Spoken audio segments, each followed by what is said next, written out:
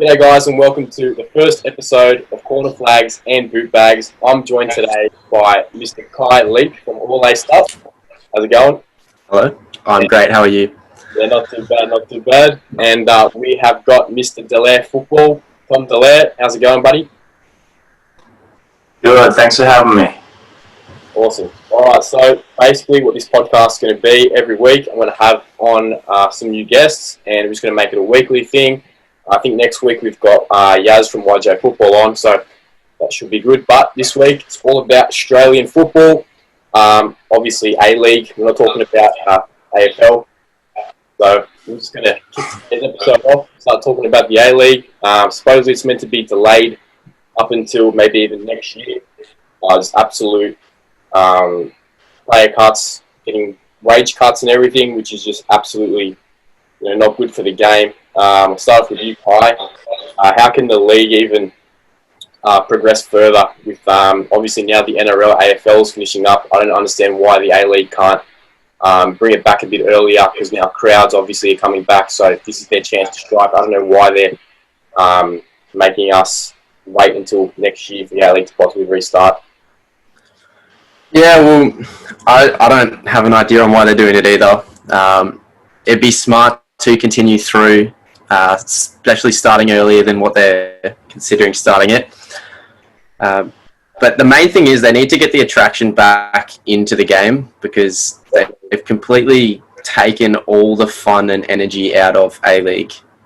I don't know if that's coming just from my opinion, but the A-League has been slowly decreasing ever since a lot of the big names as well have started leaving.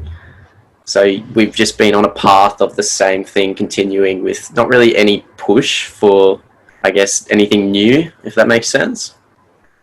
Yeah, of course. Like, even if you look at the players who are leaving, you said before, Sydney FC just lost Adam Lafondre. Supposedly he was supposed to take a 30% pay cut, and he obviously wasn't going to take that on board, because he just scored 20-odd goals last season, and now getting a 30% pay cut, which A-League player would be silly enough to take that when there's big money coming in from India. I think it's something like already 15 to 20 players have left the A-League going to India. The season's obviously starting a bit earlier, and I just don't think it's good enough what the league's doing, treating the players. It's just not right. Tom, I'll throw it over to you if you have any thoughts you want to say about it. Is this a difficult one? I'm not really sure where the A-League goes from here. I think Kai's on the money that the league has. It's lost a bit of magic in recent years. I struggle to get excited over it these days, to be completely blunt, and I think for the players as well, you got to remember, this is not the Premier League. These boys are not multi-millionaires. They're trying to earn a living like the rest of us. So with the uncertainty that's in the A-League at the moment, the longer and bigger contracts being offered elsewhere in the world, these people have got families and that. They're going to take those, and you can't really blame them. Yeah, exactly right. That's exactly right. But still, even with the FFA, they're still getting millions of dollars, whether it be from Fox Sports, whatever. I don't understand why the FFA can't invest that back into the players. Like, even you look at other leagues around the world, there's no real salary cap. I think A-League's the only league with a salary cap. So would you think that maybe in order to progress into the league, the salary cap would get scratched? There's no real way forward otherwise, because people were saying, we could introduce a B League, a second division, introduce promotion relegation, but I don't think that's really the way forward. If anything, I think that's the way the league's going to actually go broke. But yeah, again, when looking at investing money into the players, I think that's pretty much the way forward.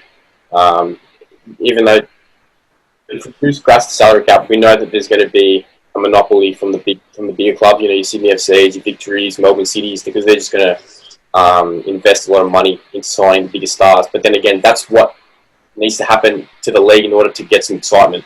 Because right now it's just super boring. Like, I think the last time I went to an A-League game would have been, either 2 years ago, an away game down in Melbourne City. So basically, there's just no real excitement at the moment, and I just think the salary cap needs to go. Let these bigger clubs sign name players. Definitely. Get some excitement. and that's the only way the league's going to grow. Because right now it's suffocating.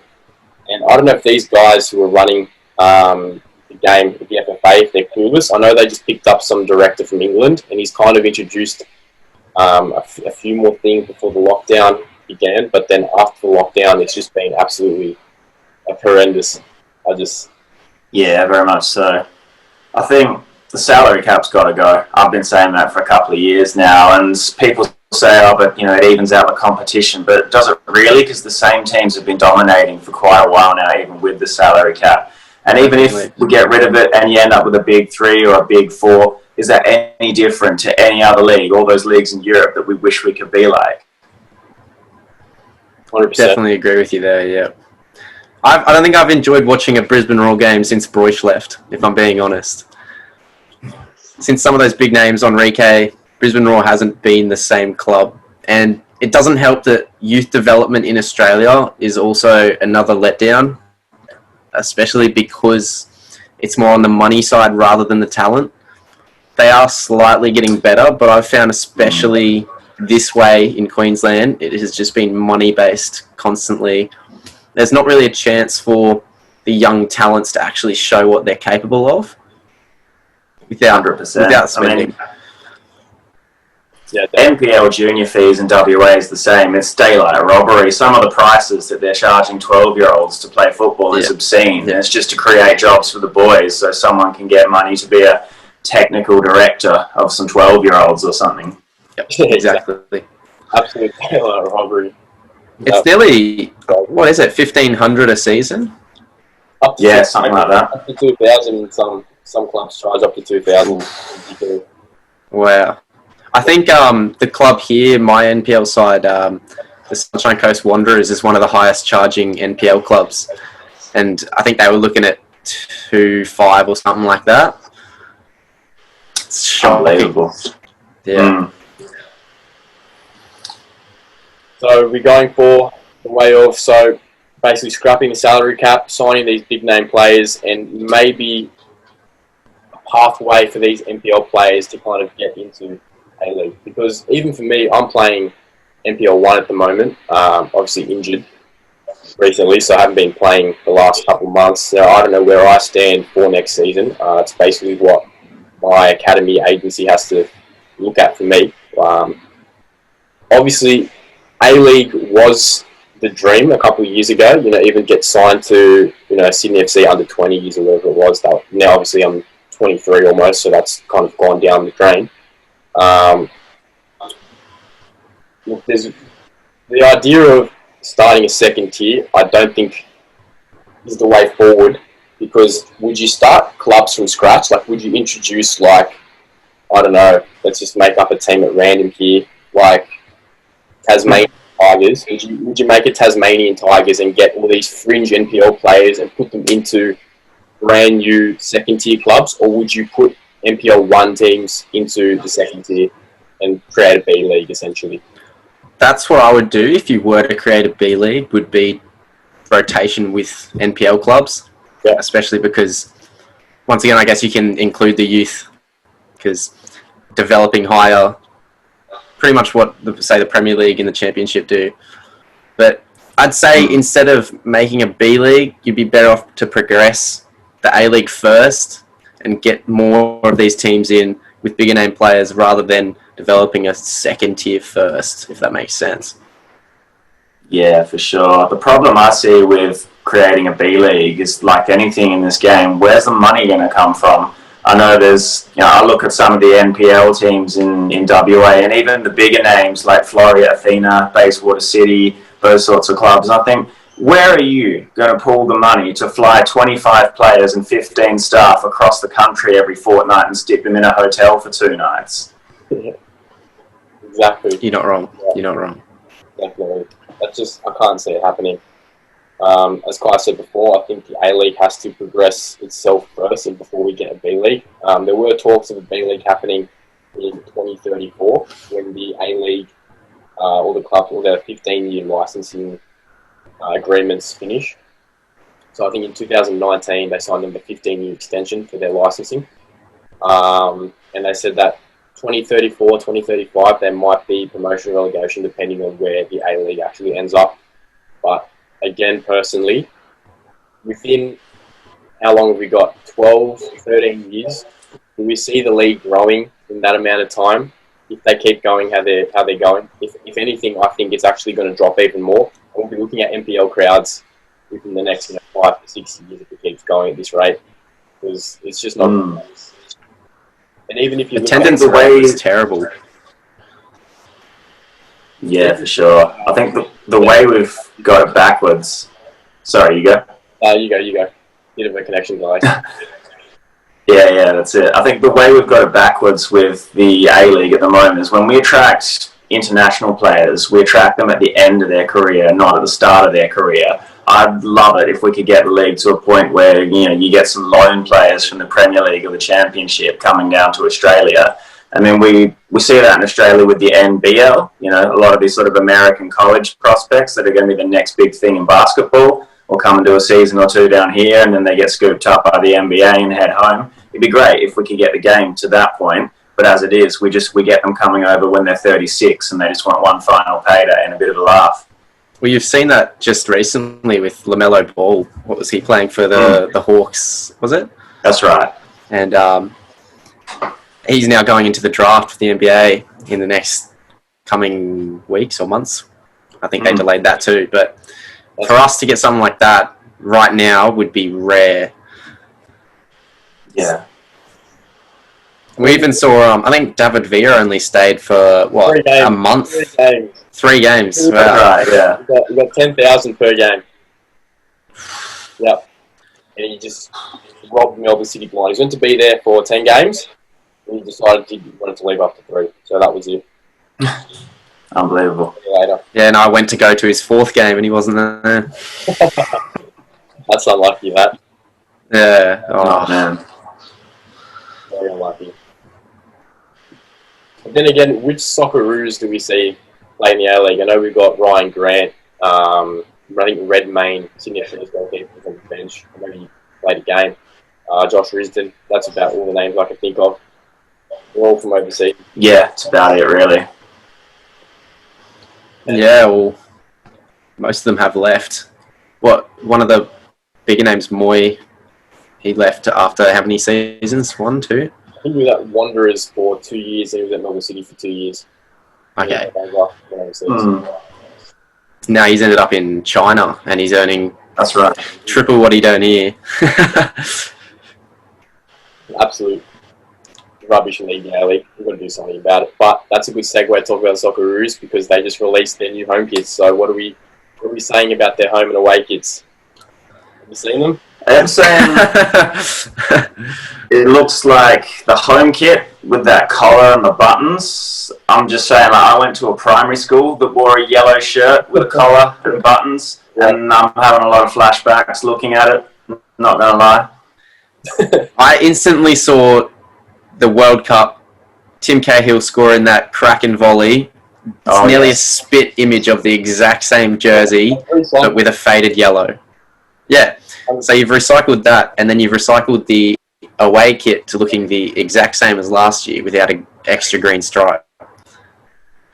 See, the thing is, what I think about these kits is that for every World Cup, that's when they'll launch their more kind of extravagant, better looking one. Like right now, it's just kind of a time waster kit. It's kind of like a kit that they've just put out there for the sake of putting out there, because really they've had the World Cup kit since 2018, and they're kind of a 2-year lifespan. So basically, after 2 years, they'll just put out just a kind of time wasting kit that's not really that. Yeah, you're not wrong.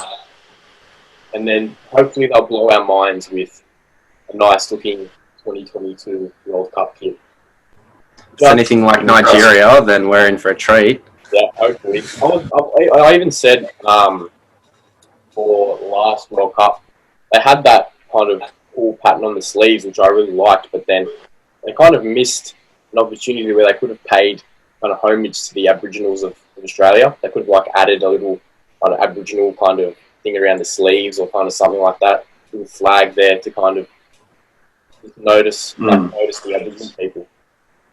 You look at you look at the AFL jerseys from the Indigenous round, you can do some awesome stuff on sporting apparel with that Indigenous artwork. Same with the NRL as well. I don't see why the A-League doesn't do the same thing.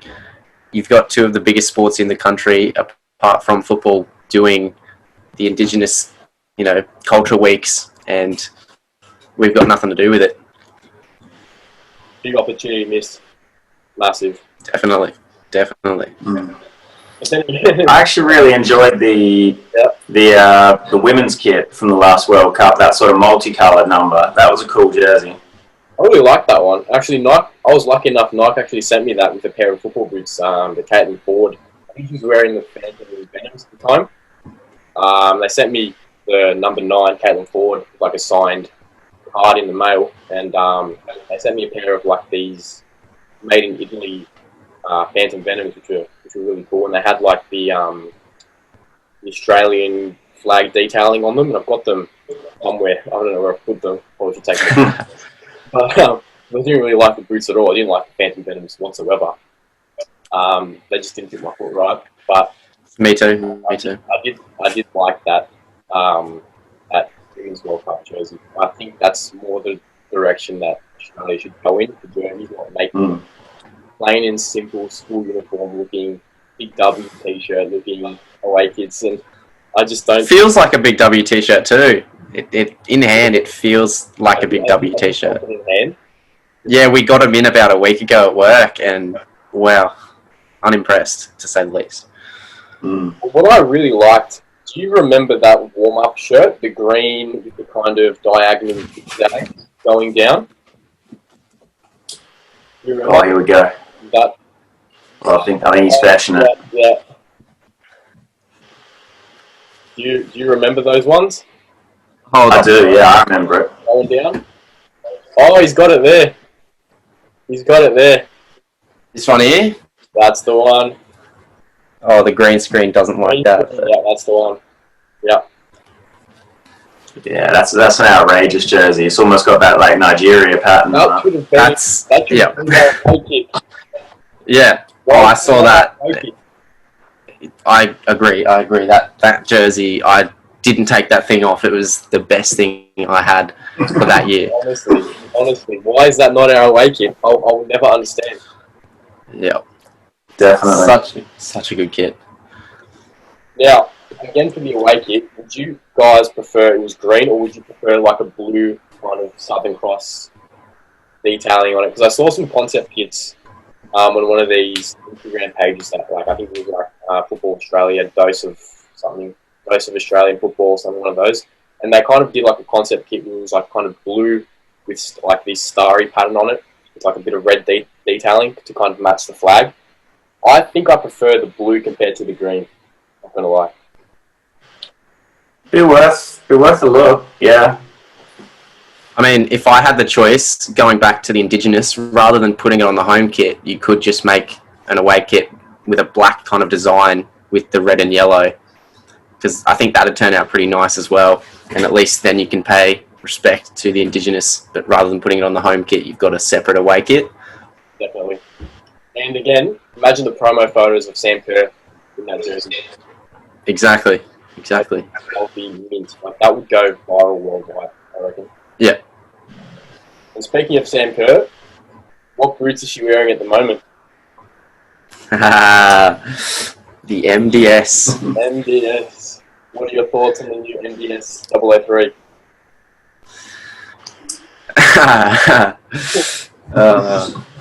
Not a fan. Really? No, not a fan. I'm agreeing with Kai here. I don't think they're it. I think they've missed the mark here, Marky. I don't know if it's because I'd seen them in the leaks so early that now to me they kind of look as if they've been forged. They just don't look right. They don't look finished. Yeah. Yeah. I agree. Is it something where you guys just don't quite think they're worth that MDS name? Like, if that was just the latest Superfly 7 colorway, would you be upset? Yes and no. I still feel like, I don't know, it's just the unfinished look for me. Like, I know that was rumoured to also be, I think it was a rumoured CR7 specific colourway, and I sure as hell, if they were the specific colourway for Ronaldo, I think that the internet would have blown up, because no one would have expected that. They would look clean with the Juventus kit, though. That is true, but then again, for Ronaldo, but I don't know, I don't see it as being his, I guess, what's the word I'm looking for? It's not his style. When you look at all his previous boots going to a diagonal black and white silhouette, I guess. Mm.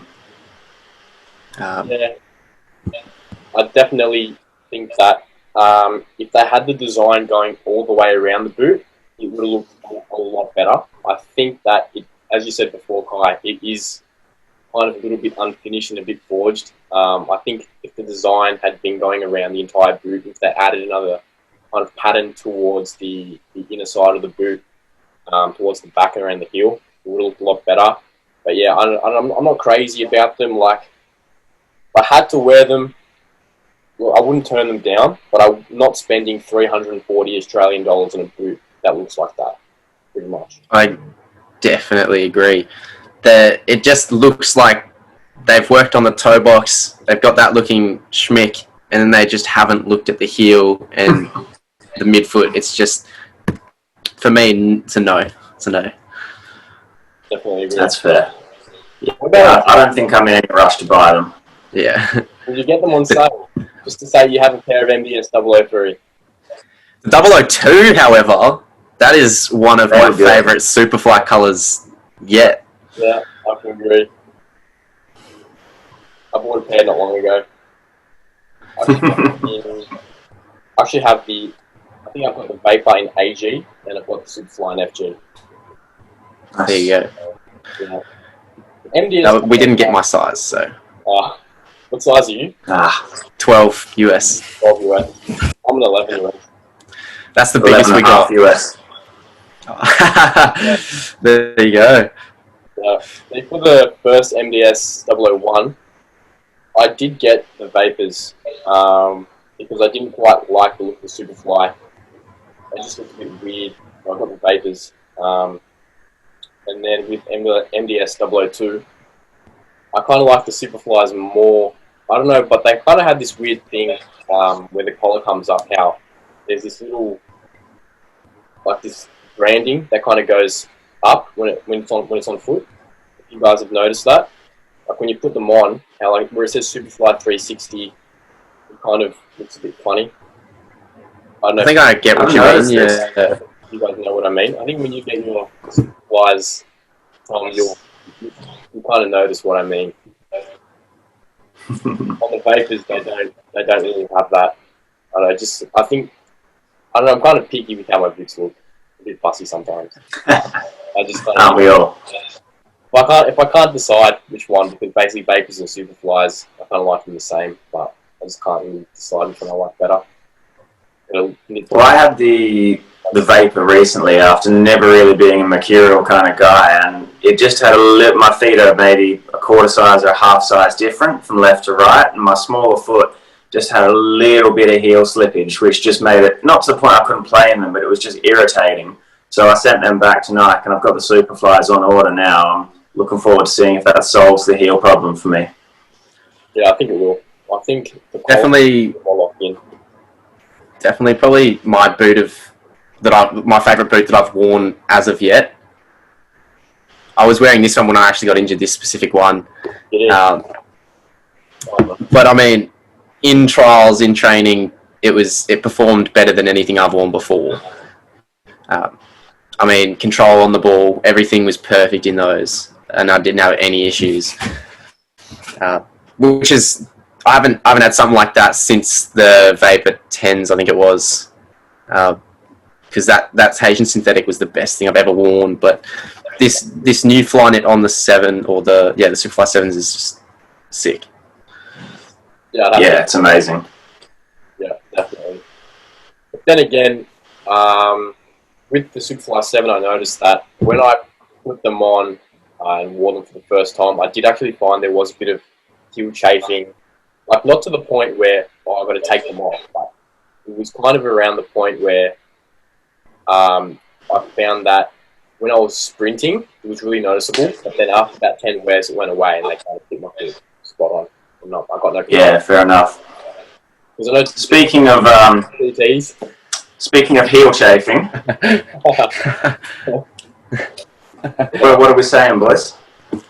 Terrible. I didn't find anything in these. I'm just guessing it is because of the dynamic fit collar, or it's just because I have an anti-blister heel because I have never experienced blistering in any boots somehow. Really? You're just one of those guys. You just don't get blisters. Yeah, I'm just lucky. That's unbelievable. I mean, admittedly, I haven't got a blister yet from these GTs, but they've been taken off at half-time a couple of times, and there's a big red impression on the back of my heel when I take them off. But, I mean, we've all got a mate from the Boot Society, Jay, and I think he's got lows, and I think he's had problems in the heel as well. Not to mention all the black versus white issue with the fit and the bunching on the white pairs. It really just feels like they've rushed a prototype to the market. Yeah, I'd have to agree there. I personally haven't picked up a pair myself because A, I've been injured, and B, I just don't like the fit of the boots at all. I tried them on and they just didn't fit my foot, so there's no point in really spending how much $300 on there. I definitely felt the difference between the Chinese and the Bosnian pair. The Bosnian pair I found didn't have as much roll under the toe on that material that we all speak about. The Chinese pair were terrible. Yeah, in the GTs. Mm. So you've got a Chinese pair, because these are Vietnamese, so they're making them all over the world. Yeah, well, the ones I tried previously that we got in were Chinese, and then the ones I got given were actually the Bosnian ones. You prefer the Chinese ones? Chinese ones are better. No, for the Bosnian over, yes. Ah, I see. So Chinese boots for me have been terrible. I don't know what's happening with the Chinese Nike facilities, but any boot that I've worn that's made there has been terrible. Yeah, it's interesting. Because I know the same thing happened to your Superflies in that you had one pair made in Vietnam and the other pair in Bosnia, and the fit kind of felt... I believe so, yeah. Yeah. It's interesting how it depends when they're made, how good the fit and the feel of the boot would be. Mm. That's strange. You'd expect that I there's quality assurance there. Yeah, I think the Bosnian factory's got sort of a pretty good reputation that seems to produce some of their best stuff, sort of below that Italian pro factory that they use. Yeah. The Italian factory has got some of the best quality stuff you can get. The thing is, what I found with those Phantom Venoms that I got sent by Nike from, I think it had on the box, made in Montebello, or something like that, didn't it? They used that's the one. They used a really different heel liner. As soon as I put the boots on, I could feel that the heel liner wasn't that kind of suede-y material. If you guys have a pair of Phantom Venoms, you know what I'm talking about. Yeah, I did have some, yeah. They got this suede on the heel. These ones had this kind of, it was almost like a leathery texture. I don't know if you guys have felt the Nike Premier 2 Sala, S-A-L-A. They're the indoor boots. We made premium leather material with these indoor boots, and it kind of feels, it's like a leathery plush feeling, but definitely the material that they use in Europe is a lot better than what they would use in Asia. I even think it's down to maybe even using different materials to construct the boots altogether. Flying it from Europe or flying it from China. Who knows? Yeah. Could be. I've wanted to get my hands on some of those, what are they, the Flyknit Ultras for ages, because weren't they all produced in Italy as well? So rare. Yeah. I think they were. Yeah, I think they were. I think they had like the little Italian flag in them, or on the heel counter. Yeah, it was on that heel area. The back of the boot, wasn't it? Yeah. Yeah. Just want to miss out on that. I looked at the price tag and $800. couldn't do it. Mm. Yeah, big money. Especially back then. Yeah. 3 years ago now? Yeah, 2 or 3. Yeah, it was right before the laser orange Imperial Sixes came out, the launch colorway. Yeah. The last boot basically released by Nike. That's right. Now looking at your background, Kai, Manchester United. You two are both Manchester United fans. I'm Liverpool. That's right. I'm happy to talk about United. Again, that's why I got you two in. That's fine. I'm happy to talk about that. That's for the game. I don't really discriminate with clubs and whatnot. Now, you guys had a bit of a shocker against Tottenham. I can't really talk because we were talking. I can't really say anything. There's going to be no banter coming from me. Where do you guys think the direction that your club is going with Ollie? Is he at the wheel or not? Tom, you can start this one off. It's a really difficult one. I think overall, I think he's got a good plan and he's got good intentions, but I guess it's like of most modern football clubs, it's whether he can get his squad on board with that. I think there's a lot of passengers in that United team right now. There's a lot of people that are just content to pick up a wage and they don't have that determination and that obsession that you need to succeed in a competition as tough as the Premier League. So, and I don't think we've recruited particularly well for a couple of years now. I mean, like Cavani is a classic example. Like, no disrespect to him, he's a quality player, but we've already got several good attacking midfielders and strikers. We're severely lacking in the back. And you go and grab Cavani on deadline day for a not insignificant wage packet, I'm sure, as well. You wonder what's going on behind the scenes. Like, I think Ollie's doing his best, but are the club behind him? Are the board giving him what he needs? Or is he fighting a losing battle? It's hard to say from the outside. Exactly, 100% agree. And I saw that they're already looking to replace Ollie. They have what they called up Poch.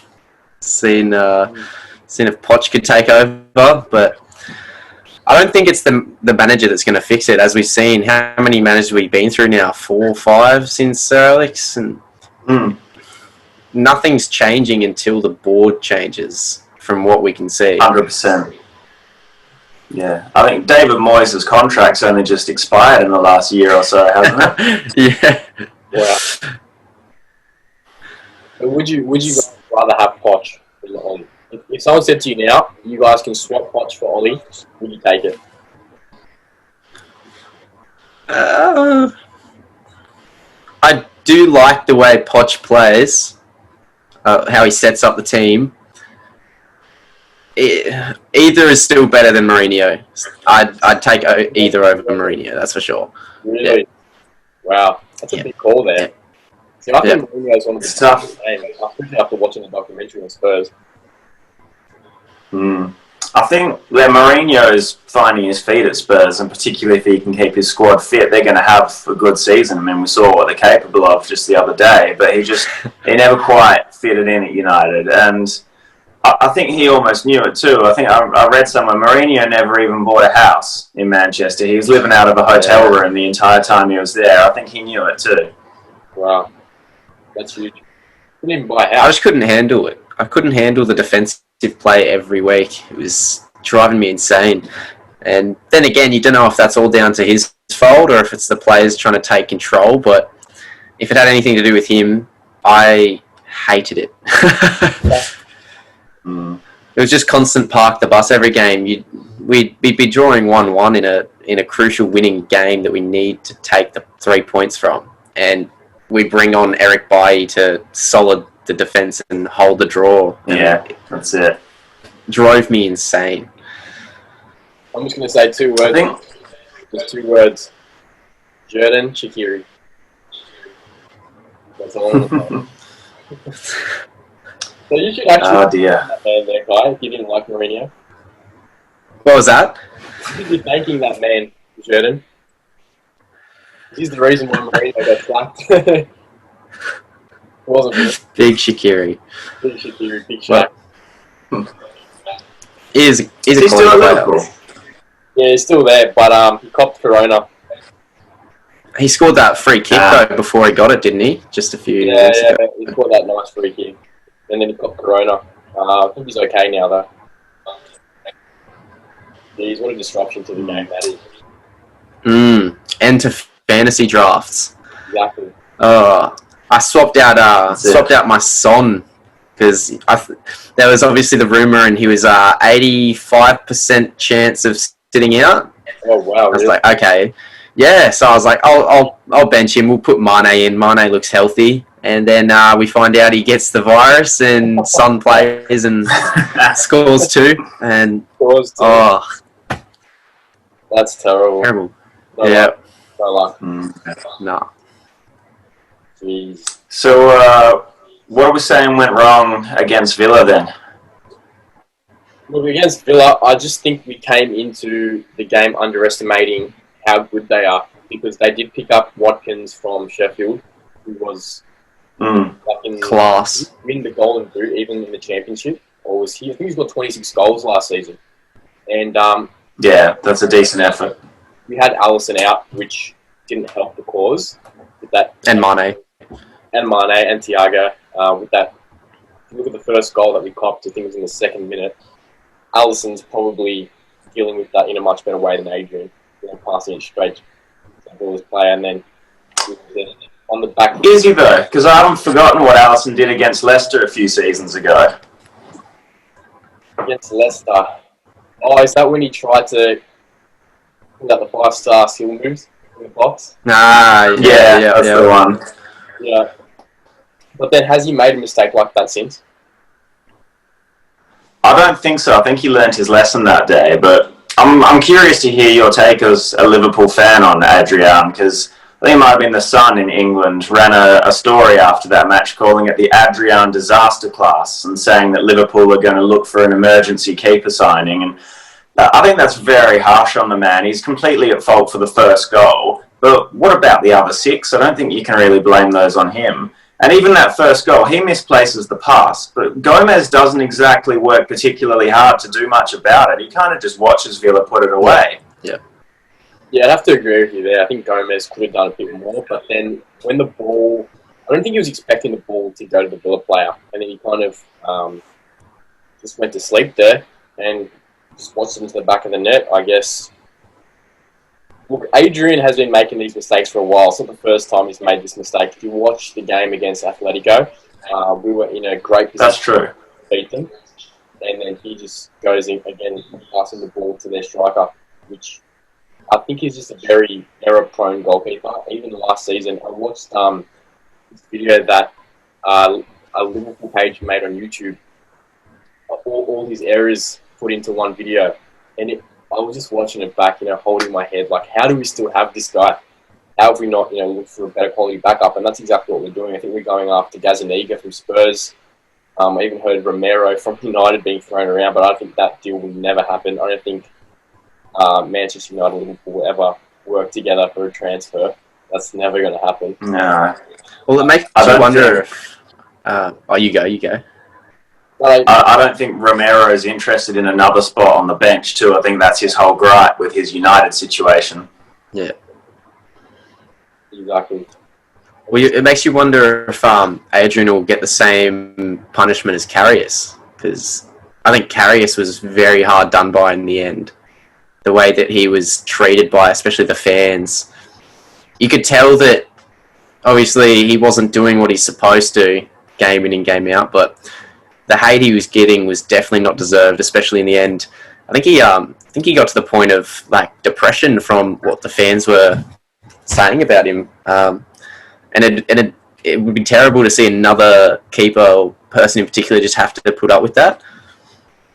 Yeah, that's fair enough, but I think he kind of deserved a bit of the hate, because straight after the final, he goes and does this press video or some marketing video for some killer in LA, and he's like jumping in the swimming pool and like doing all this kind of stuff, whereas all the other Liverpool players are training hard. I think Alex Oxlade-Chamberlain at the time was like working hard in Turkey, or working on getting fit again for the new season, and Karius is in LA chilling at some mansion, making these videos. And all the fans are just absolutely destroying him. And I don't blame us for having a go at him, because then when he came back in pre-season, he was making the same mistakes. There was no improvement. He didn't go in the off-season and work hard on his game, get a better keeper coach in, work hard on his game, improve. Pre-season comes by and he's making the same mistakes against Tranmere Rovers. So we had to let him go, and now he's on loan at Union Berlin. And I do think Adrian now against Everton, I think this is a make-or-break game for him. I think either if he keeps a clean sheet, he's in. If he makes another stupid mistake, I think that's the last time we'll see him at the club. I think Liverpool will then desperately look at getting another backup keeper for the next 5-6 weeks. I think Gazaniga would be a great signing for us. He's used to sitting on the bench, and I think he can be a quality number one if we need him. Yeah, he's a decent keeper for sure. Gazaniga did a good job when Lloris went out last year, but I think Kai's got a really good point about some of the vitriol that these Liverpool keepers cop every time they make a mistake. I mean, some of the comments I've been seeing all over social media about Adrian, people saying, worst keeper to ever wear a Liverpool shirt, worse than Karius, get this man out of the club. Like, he was in goal for 1/3 of your title-winning season. Like, there's some people that have very short memories that really need to pull their heads in. Look, in my defence, I didn't really mean those comments. In my defence, I was just frustrated. I can see where the fans are coming from, because being a Liverpool player, you are just expected to perform at the highest standard possible. And as soon as we see a Liverpool weakness in the starting 11, we're just going to attack that, because we expect, obviously, players to be at their best week in, week out. So as soon as we see that there's a player in the squad that's letting us down, we're going to let basically the whole world know that it's not good enough and that we want better. That's not really the best way to go about it. I think makes you wonder about Firmino, though, because how long did he go without a home goal? It was like 17 games or something like that. And being your number one striker, you'd expect him to be putting away week in, week out. But he was scoring away goals, to be fair. Yeah. I no hate against, obviously, not being biased, but I think Firmino is definitely not what he used to be. I guess you could say that it's football. Everyone goes down at some point, but Firmino just doesn't have the same magic that he used to. Yeah, 2017-18 season, I think he scored 27 goals and he got 16 assists in the entire season, like Prem, Champions League and everything. I think that was when he was at his prime. Yeah, he has gone down just a little bit, which is, I guess, is fair enough. But then you got to look at Salah and Mane have just gone up, so they're kind of covering for him in a way. And I guess he does make a lot of space for the strikers to kind of go in. He does draw players out and create a few chances. So I still think he's a vital part of the team. I wouldn't replace him just yet, unless someone like Lewandowski or a big name striker wants to come. I think we're looking at Inaki Williams in the window now that we sold Ryan Brewster. I think, Brewster. Yeah. Again, I don't think Origi will cut it. He's just a bench player, so I think we do need to sign maybe a world-class striker in order to really attack the title again. But I'm still happy with Firmino. I've got his name and number on one of the new shirts that I just ordered, so I'm still happy with him. Because it makes you wonder. You mentioned the Mane Salah partnership, I guess, covering for him. That makes you think with the Adrian situation, could Gomez and Van Dijk be doing more to help prevent getting Adrian into these situations? Because I know, watching Liverpool, Van Dijk, he also doesn't seem like he's got the magic that he had last season. I don't know if that's just me, but I don't see the quality that I saw with Van Dijk last season progressing through to this season.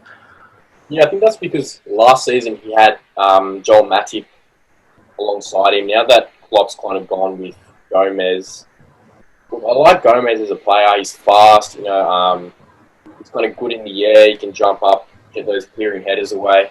I don't mind him as a player, but I think that Van Dijk kind of responds by his centre-back partner and his left-back being confident around him. And at the moment, I don't think Gomez is that confident. I think we should be giving Matip a run against Everton, and then we'll see how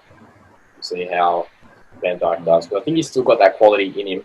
But when he knows that the players around him aren't confident, he's not going to kind of maybe play the ball to them as much. I know when Adrian made that mistake against Atletico, I don't think Van Dijk gave him one more back pass for the rest of the game.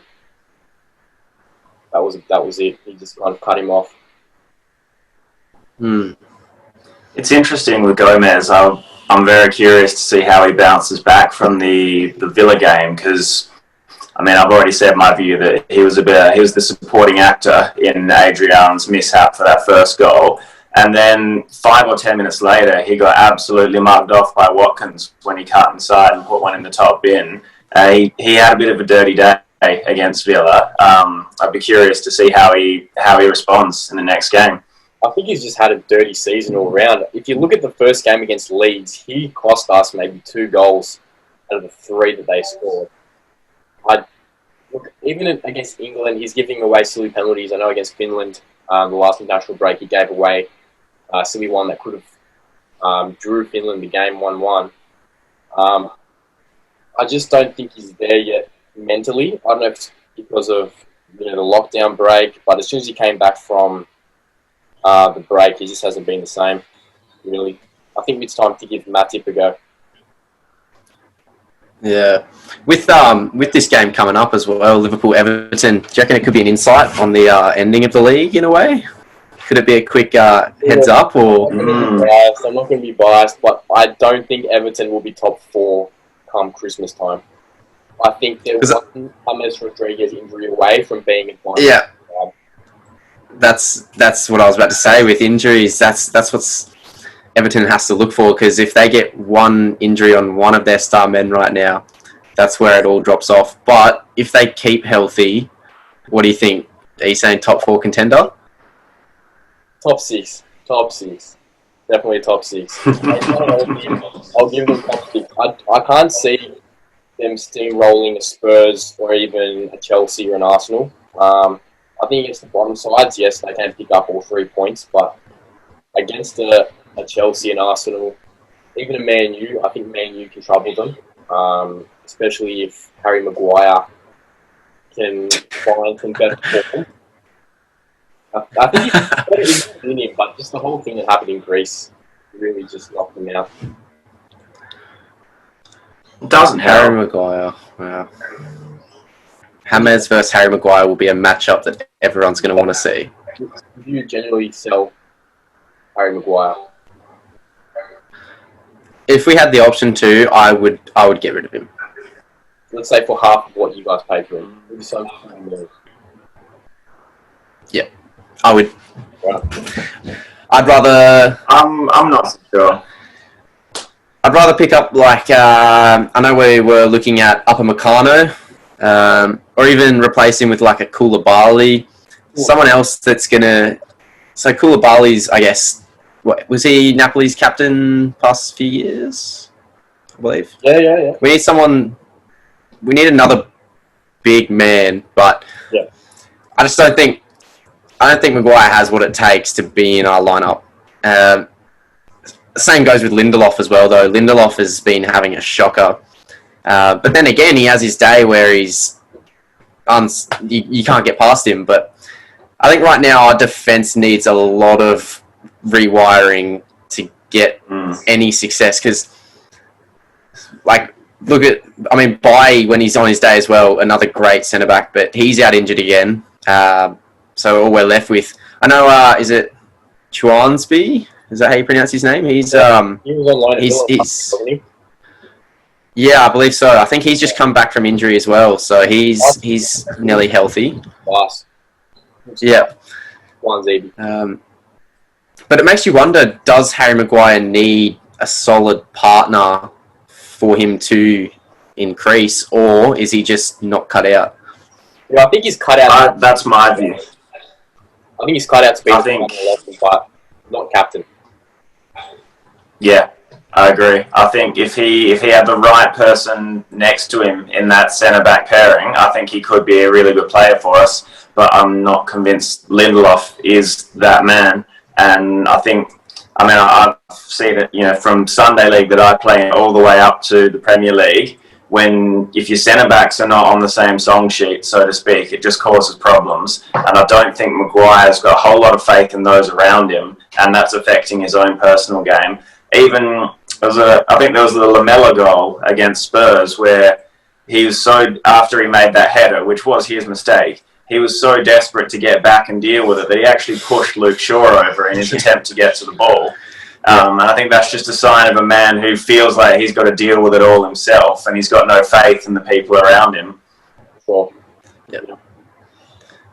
And, Alex Teller's coming in to replace Shaw by the looks of it. I definitely think that'll bolster it somewhat because Tellers is a great player.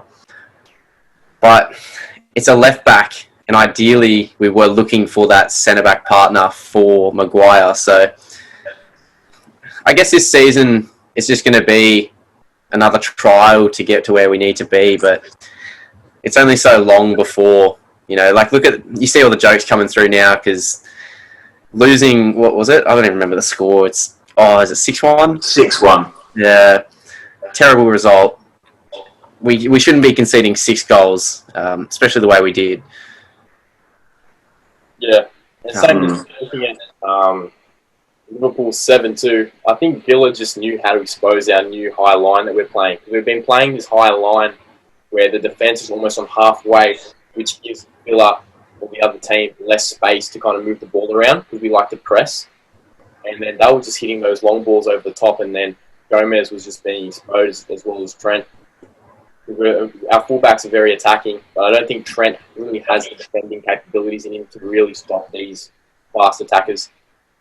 So I do think if we bring in maybe another centre-back to partner Virgil, I think that will make us a bit stronger if we decide to play that high line. But I don't really like that high line.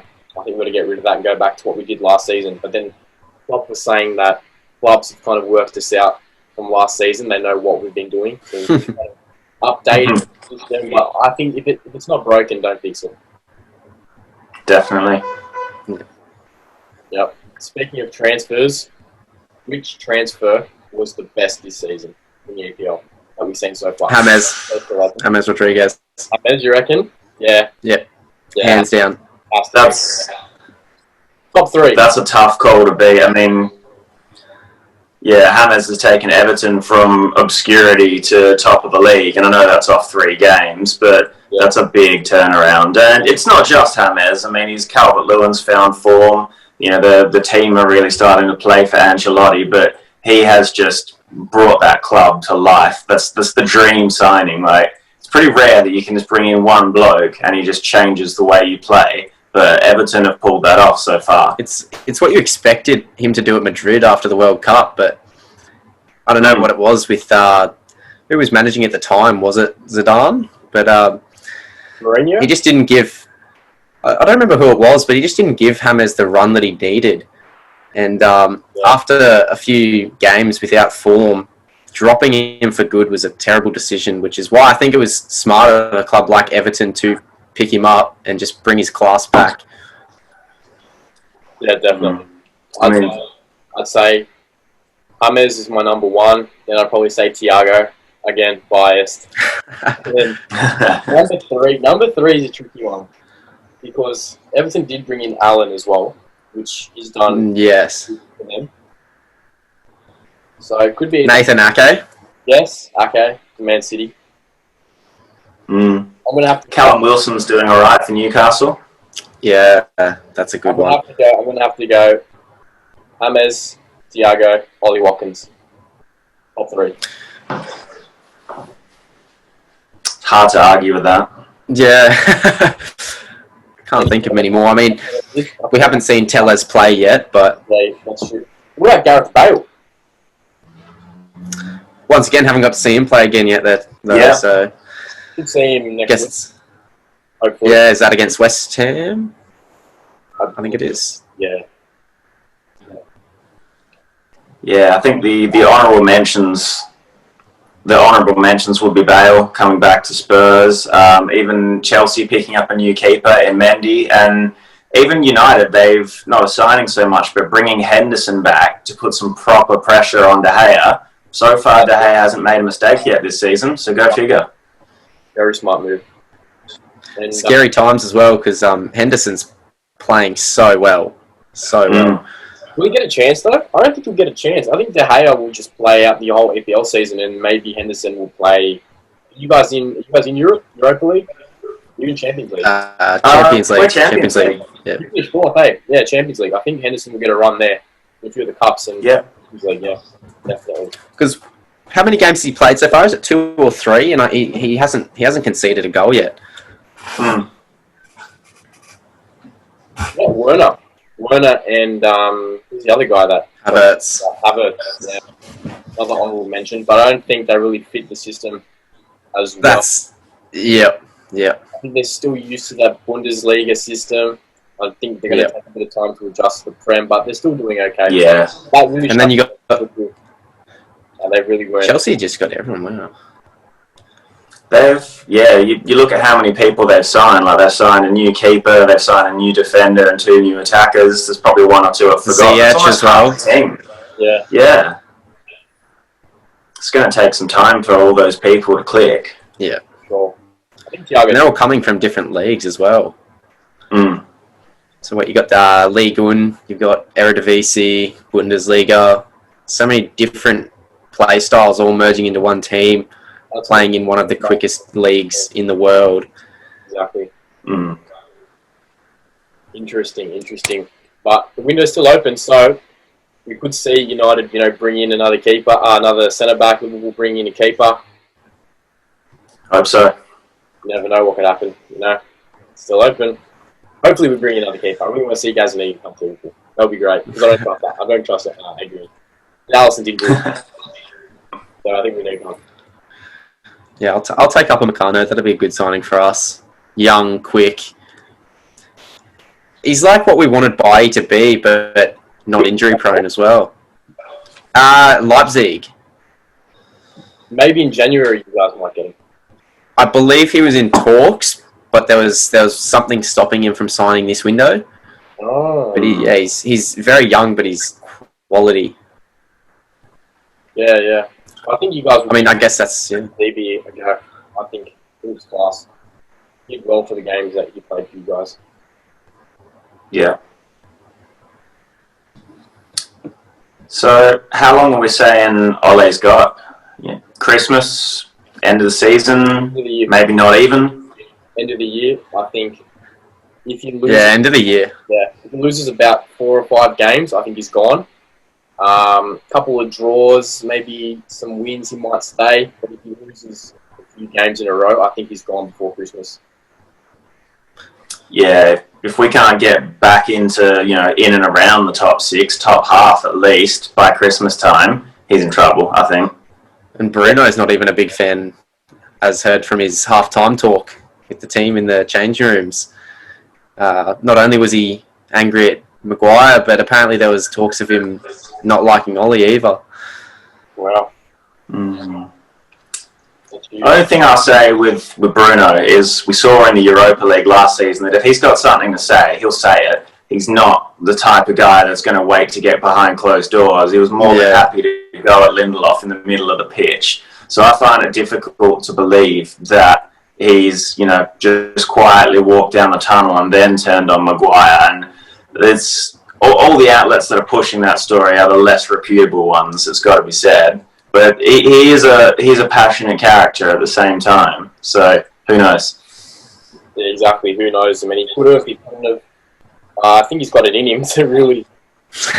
Yeah. He's got it in him. So I don't put it past him to wait until he gets into the change rooms to really have a blast at Maguire. But as you said, he's done it on the field before, so why doesn't he do it again? Unless the manager's gone to him and said, wait until we're behind closed doors. Maybe. You never know. Then you got talking about Man United midfielders, Pogba, Real Madrid. Real Madrid. Closing my blind here. Coming in. But yeah, that was really interesting about Pogba. What he said about how it's his dream to play for Real Madrid. I mean, why did he go there? I think Zidane wanted him to go, so why doesn't he just go? Maybe it was that fax machine again. Oh yeah, it was the fax machine. I feel like going to a team like Madrid could revamp Pogba's, I guess, career in a way, because no matter what he does at United, he's still going to be hated. He's still going to be known for everything he's said and done in the past. And you can see he's not going to be back to his Juventus strings at our club. So No. I think it could be a smart move for him to leave. I personally don't want to see him leave because he's one of my favourite players, but I think it would be acceptable right now for him to leave. Yeah, I think so. I think he needs to leave in order to revamp his career, because at the moment he's not really doing anything. He's gone down a few ratings in FIFA. We'll talk about that later in a bit. But yeah, I think the move, again, linking up with Zidane would be good for him. Plus, you guys might get a hefty transfer fee to buy a new centre back. I'd sell him for the right price, definitely. I'm not convinced that he fits in our style anymore, even. Yeah, I mean, I think he's top quality. Still, I'd put him up there with top 5 midfielders in the world, definitely. But he just doesn't get to show what he's made of in the Premier League. And once again, is that due to him not fitting into the league, or is it him not fitting into the United system? But I feel like in a team like Madrid with that quick counter-attack, Pogba could be perfect fit. So if Madrid put 80 to 100 million pounds on the table, would you take it? I would. I'd say 150. Wow, 150. Yeah. Wow, you think he's worth 150? At his best, yes, definitely. Right now, I think you guys are likely to get 60 to 70 mil for him. Right. Yeah. Well, how old is Pogba? Is he 26, 27? 27. So he's still relatively young. He's got time. But I mean, nothing beats Juventus days Pogba. That guy was a machine. That guy's worth 150 million. Yeah, for sure. Yeah. Well, that's what we thought we were getting. I mean, he does do some magic every now and then, but the players around him, I just don't think he suits, like you mentioned, Tom. I just don't think he suits our play style anymore, which is sad to see. I heard Real Madrid might even offer Casemiro in exchange plus money for him. I think would be a good deal. Yeah, that'd be a good deal. Because what have we got when it comes to defensive midfielders? You're looking at McTominay, Matic. That's about it. Not a lot of class. Yeah. Holding midfielders. Not many spring to mind, apart from those two. Oh, Fred. Yeah, that's Fred. Yeah. More box to box. Would say he's more holding. He's a little bit more attacking, I think, Fred. Yeah. Yeah. You guys getting from Shakhtar or something like that? Yep, that's right. Yeah. Interesting. Hmm. Alright, that's enough about United now. Let's get on to best boots of 2020 that we've had so far. What are we saying? Top 5. I want top 5. Is it released in 2020 or 2020 colorways? We'll say released in 2020. So Superfly and Materials don't count because they're 2019. Ooh. Gosh. So, I mean, what have we had so far this year? We've had the new Predator, obviously. Yep. GTs. Mm-hmm. Yeah. X-Ghosted recently, Puma Ultra. The 6.1. Puma Future 6.1, what are we saying? Yeah, we'll count that. Yeah, Yeah, it's technically a new model, so we'll count it. yeah, that's it. I like the look of the Ultra. I haven't tried it yet, but I've heard a lot of promising things about it. Certainly if I could get a pair for a decent price, I'd give it a go. The GTs, I've already made it known what I think about these. I mean, this just feels like a prototype to me. I think GT2 could be a really good boot, but GT is not in my top 5. Not a chance. Wow. I have to agree with you on that one.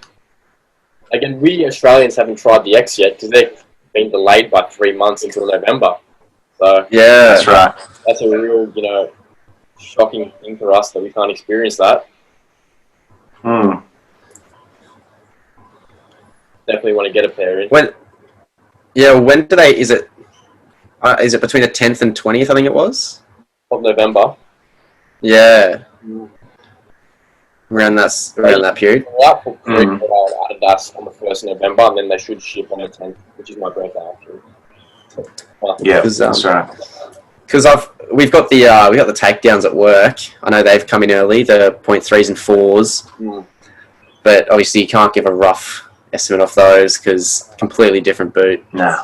Right, to make it easy for us, we'll go for colourways as well. What's the best boot that you've worn this year? You can say Superfly, so just make it easier.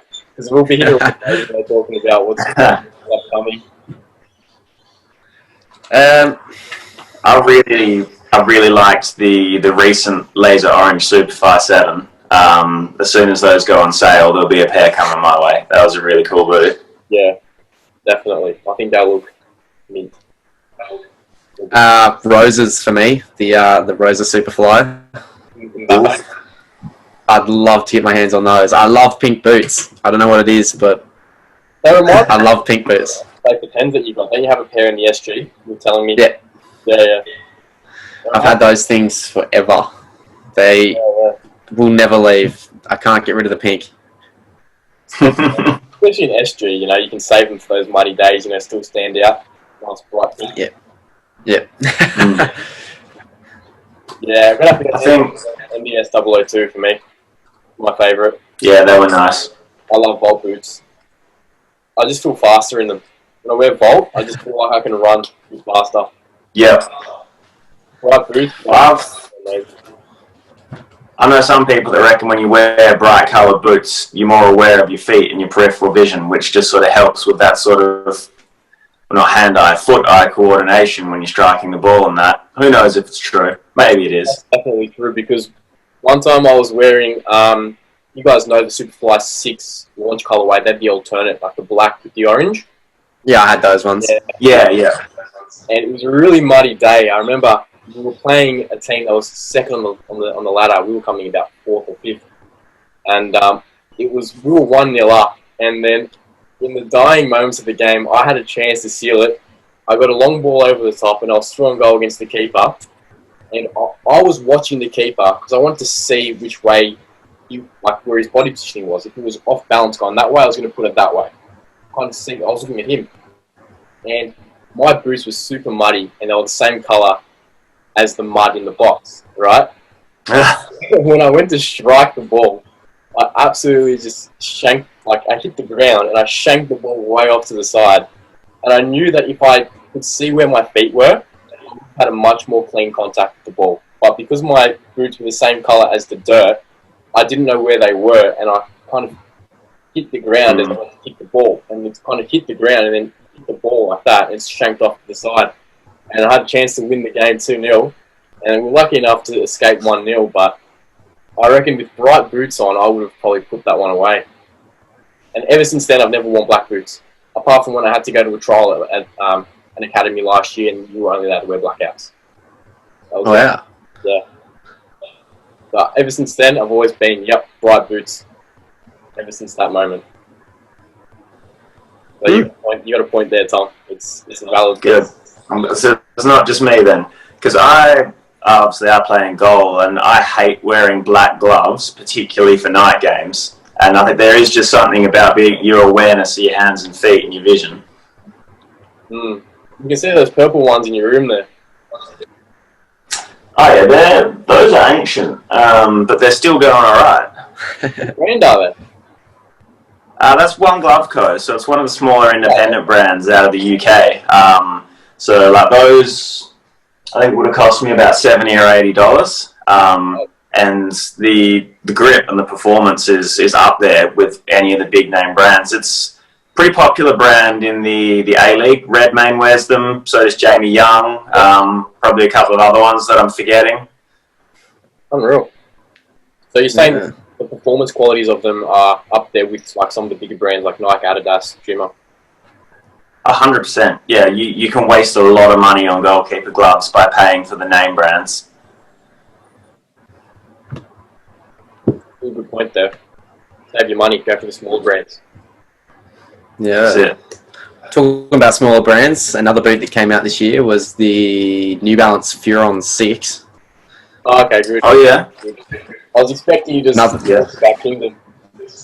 I was waiting for the Kingdom sizing. I haven't seen those. I don't think you want to. No. It's not really our cup of tea. It's more for the older guys in the boot society. Go follow them on Instagram.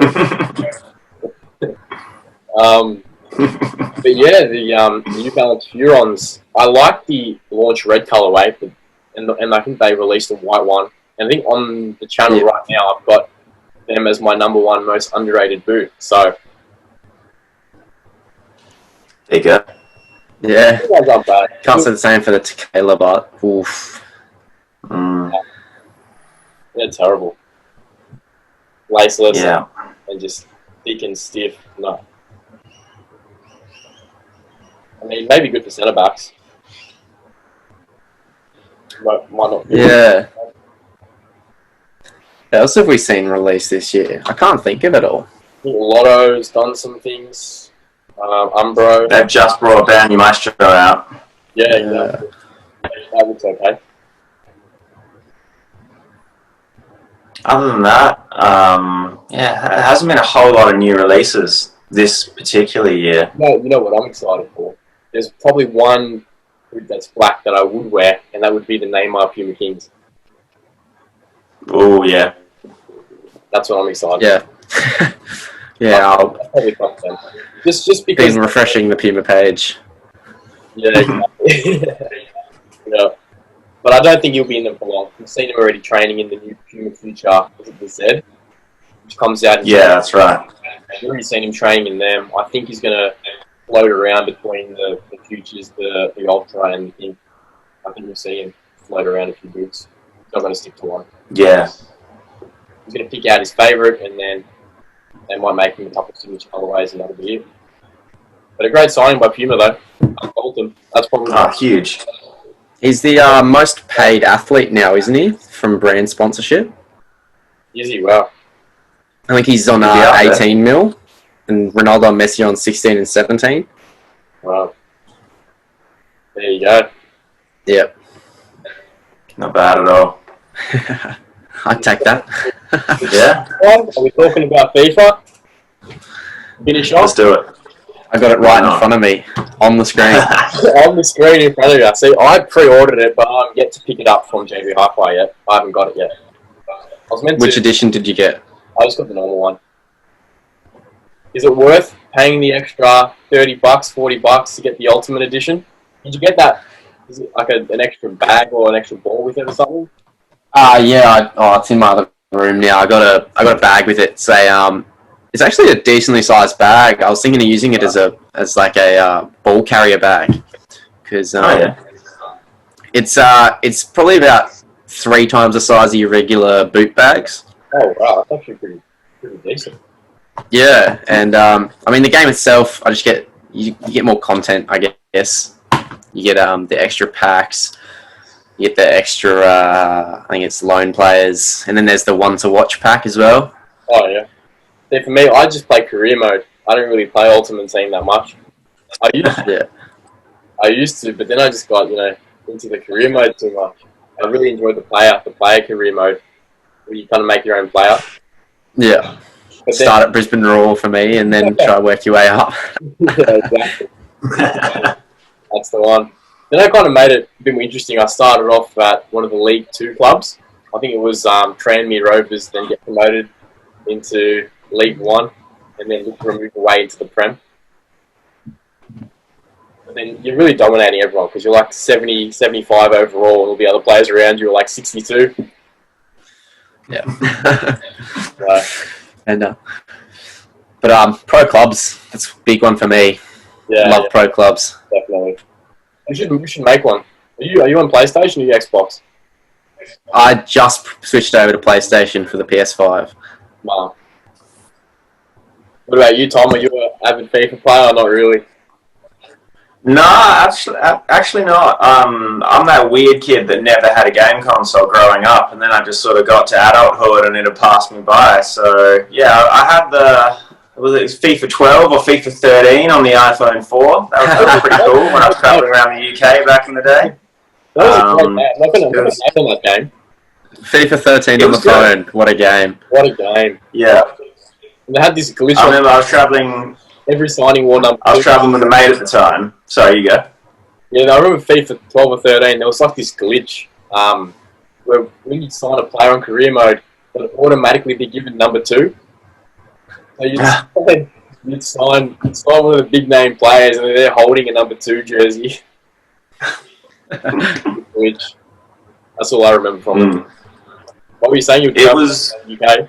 Yeah, I was travelling around the UK with a mate, and it was notoriously difficult to shoot accurately on that game. And so I remember my mate would be playing his on his phone. We'd be on some train from Manchester to Glasgow or something, and he'd miss yet another shot and just release this outburst of Australian language that you guys can picture, I'm sure, and just get these weird looks from all the Brits on the train. Oh, jeez. That's gold. Yeah, those were the days. But no, other than that, FIFA's just become such a big thing around football that whether you're playing it or not, you still hear about it all the time. Exactly. Especially on Instagram. If you don't have FIFA, you're missing out on like a whole world of content, basically, on these football pages. You don't talk about it. I mean, I think I've played FIFA since 07. Wow. I've always played it. But I mean, the past, I want to say 5 years is when it's been like, I don't know if that's just because of age and, maturing out, but ever since the past 5 years, I think FIFA 15 is when I've actually been into it and actually put time into it. I did YouTube streaming for a bit on it. And yeah. But yeah, I mean, the game itself this year it's better, but Very different. hopefully, yeah, which I enjoy. But I'm hoping the new next gen console it's a little bit better. I remember FIFA 20 was probably the worst FIFA I've ever played in my life. 1920, terrible. They got a lot of hate. Yeah. I think 18 was up there with me. I think 14, 15 and 18 were all really good. 13, 14, 15 for me. Yeah, I think I started 14. I think I went like FIFA 06 back when the World Cup was on. And then I basically only bought like the World Cup editions. Then I started, I think when I got my PS4, would have been FIFA 14. And then I enjoyed 15. I remember the long shots on 15 they were great. Finesse shots. Oh. Yeah. Finesse. Arjen Robben, best player in the game. Yep. So OP. But now, like, I get the game every year, but I just get it just to say that I've got it and that I play it. Like, now that I'm good, I'm actually going to be playing it a lot more because I can't really play, so I need to get that kind of enjoy it same again. So that's kind of where I'd get it, but because I'm back in January, but then as soon as I'm back on the field, I probably won't touch it ever again. Yeah, guess like that. Yeah. Yeah, I mean, PS5. I've always just played it. What was that? When's the PS5 out? Do you know? 12th of November? 12th of November. I believe so. You reckon it'd be worth the upgrade for players to go get the PS5? I mean, I've already got it pre-ordered, but Yeah. I don't know. Yeah, you have to. So far, the PS5 looks impressive. Yeah. What about you, Tommy? You going to be getting your hands in a PS5? Oh, I wouldn't hold your breath, mate. Yeah, I think I might miss out on this one, or maybe when it goes on sale in a year's time, I might look Yeah. it up. How old are you, Kai? 18. 18. Yeah, so you're in your prime now for gaming, aren't you? Yeah, that's it. Fine. I'm almost 23. I'm 23 in a month, so you never know. I might get a second win and get back into it. Maybe. There we go. Anything else you want to add, boys? Anything else we've missed? I think we've covered it. Yeah, Lots covered. definitely a good first episode. Yeah, exactly. And to finish off, you guys never answered. Top three boots. What are we saying? Released in 2020. At least we'll say we can add Superflies. We can add Superflies because we know how good they are. We'll put Vapor and Oh, sure. Well, that's in there for me. Yeah. Yeah. That's I'll probably put the Ultra in there as well, even though I haven't tried it, just on feedback that I'm hearing and potential. It sounds like a boot that I'd enjoy. And then, what else have we seen lately? I mean, I'd have to chuck the Tiempo in. Legend 8. Yeah. Fair enough. 100%. Yeah, can't go wrong with those. Fair enough. I'm saying X20, even though we haven't tried it yet. Looks good. Looks Yeah. good. Yeah. Yeah. So we're going, on potential and feedback, it's in there. so we're going Mercurials are number 1.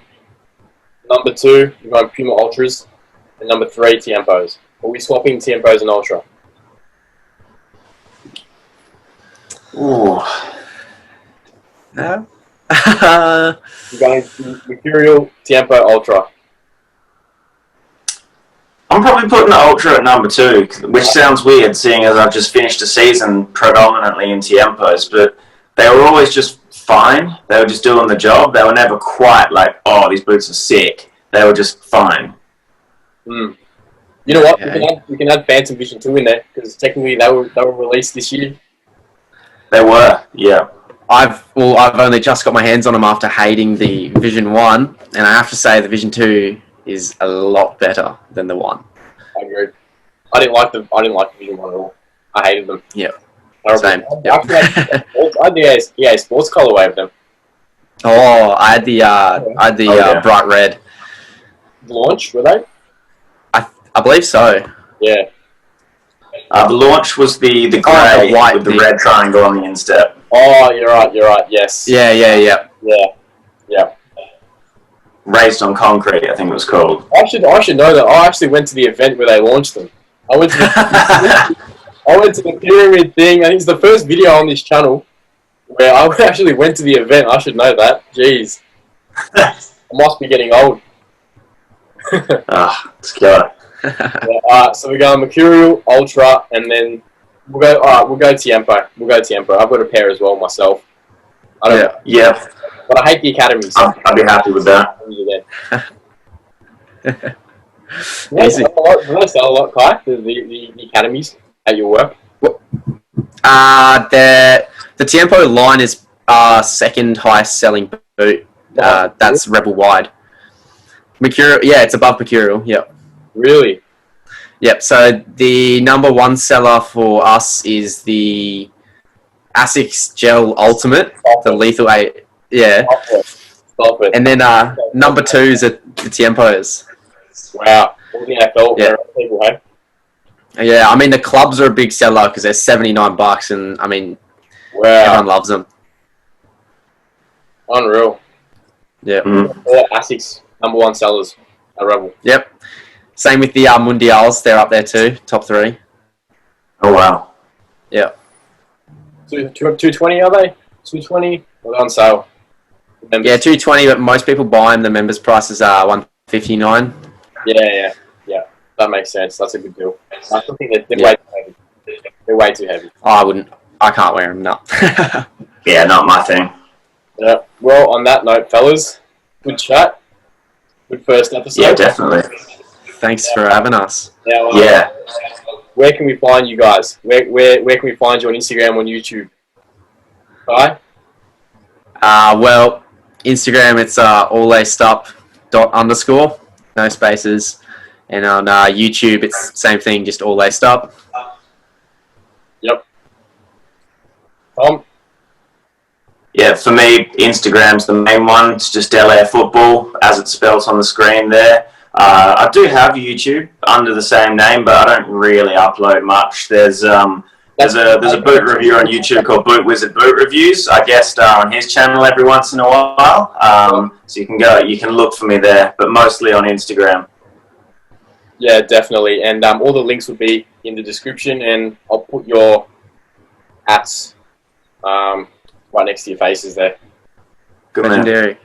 Alrighty, well, that's the first episode done and dusted. Hope you guys enjoyed. I think we went a little over time there, which is fine. I think we covered all the areas. I think we were only meant to go for 40-odd minutes, but we've gone for over an hour and a half, which is not a bad effort. Good effort. No vulgar language either in the whole... We did really well. Yeah. I can bleep some things out there from you, Tommy. Putting you under the bus there. I'll save that for Boot Wizard. Yeah, exactly. Alrighty, well, I'll see you guys next week. New guest next week, unless one of you guys want to come back. I've got Yaz from YJ next week. Good pick. Yeah. Alrighty. Good Well, man. that's the episode done. Any last words? Keep watching, I guess. 7-2. Keep up. 7-2. Alrighty, guys. I'll end it there. And we'll get the rest of Cheers, boys. Take care. Laters. See you later.